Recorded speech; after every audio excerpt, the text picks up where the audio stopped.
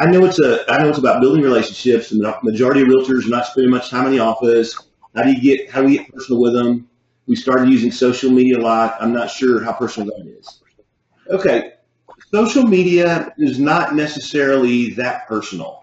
But William, we've talked about this forever and ever. Agents are going away from the office. We see it. Emma News just reported on it again. Um, there's a lot of other news out there about real estate agents and other things, and it's just going to make them harder to get to in the office. So, with that said, what you guys doing, William? Yeah, it's a challenge, and I share this with agents all the time when we do lunch and learns or whatever. That back in the day when I started the inspection firm, I literally built this business off of building those relationships during the home inspection, because at that time the agents were there. We've seen them disappear from on site for liability reasons, so that really hurt our ability to do that. And second, as Ken said, they have slowly just all but just disappeared out of offices. Now, there are exceptions. Your 100% commission offices, KW Remax, they pretty well keep a lot of stuff going in-house where you can get involved. But it is a bigger challenge today than it's ever been for me looking back. So what we're doing is taking advantage of those opportunities. Even if they're all virtual, if you will, if there's a brick and mortar building, chances are once a month they're having some sort of a staff meeting.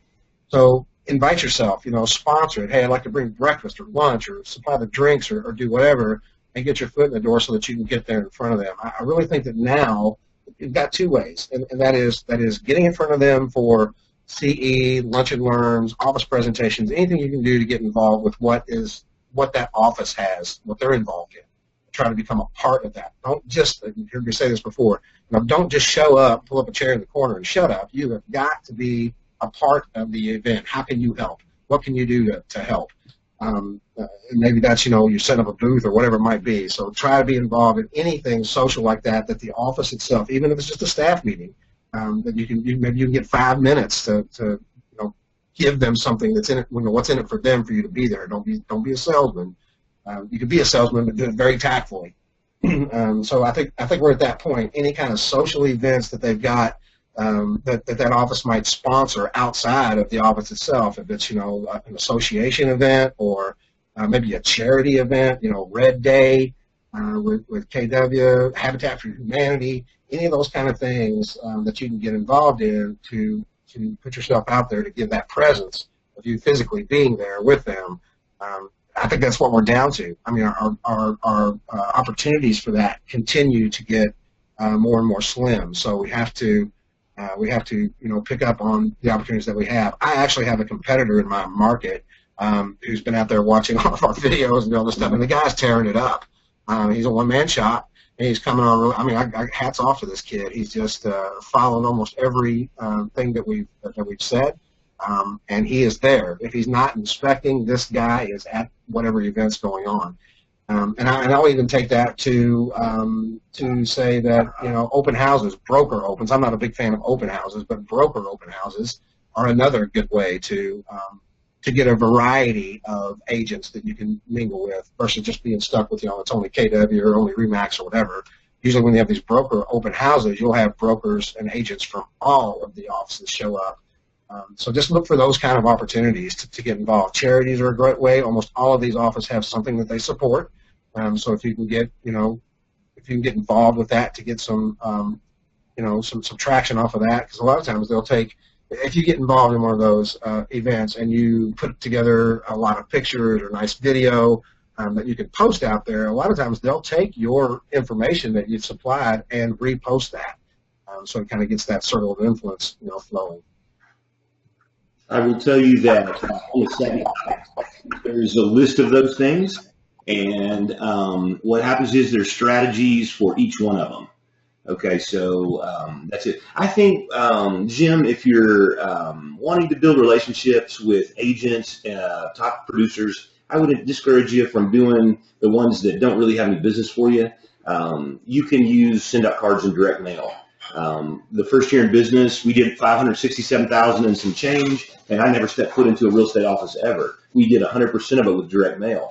Now, I did realize in year 2 that if we're going to keep our business, we're going to have to supplement direct mail with relationship building strategies, and that's what we did, and that's what we teach today.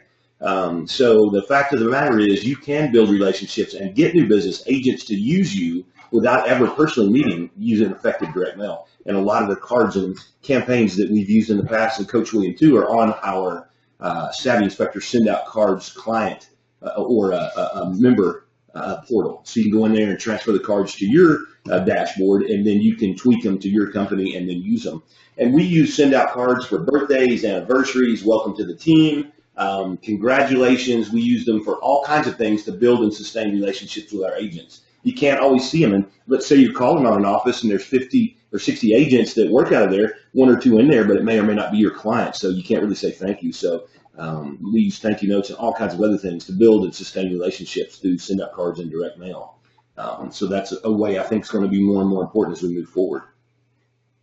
I agree. I did have a local broker the other day. We were talking about the Center Circle program, and he was talking to me about some other marketing things, and he shared with me that one of the local builders here, once a quarter, he rents out it's called Third Base here, and does exactly what I was saying we're going to do for the Inner Circle agents. So once a quarter, he has an open house, if you will, at a local restaurant which serves alcohol, and it's just a just a little social that he does, and this broker saying he gets pretty good turnouts from real estate agents there. Now he's a pretty predominant builder in our area, but that's something else a guy might try. I have never personally done that, but I could see where if you can draw them in, especially if you can get a couple of drinks in, the atmosphere changes a little. You can really build some relationships. So I haven't personally done that, but I thought I'd throw that out there because I don't think that's a bad idea. At least something to try. Right. I will tell you, we've done things like this too, William. We had a guy on our staff, and he was big into barbecuing, and he had one of those beautiful barbecue rigs that he pulled behind his Tahoe, and teamed up with other few partner vendors, went to the KW office. It gives us tons and tons of business, and it was all announced and planned, and we put the big old barbecue chicken, pork, brisket, everything out there, and all the sides in the parking lot, and everybody was in the office that day for sure because we were there, and they came out and got a plate. We had some picnic tables set up, and you could eat inside or outside, and it was a big time. Nice. And splitting the cost with your with the other vendors in the office made your out of pocket way less. Absolutely. Okay, more things like that we're going to have to do and continue to discuss.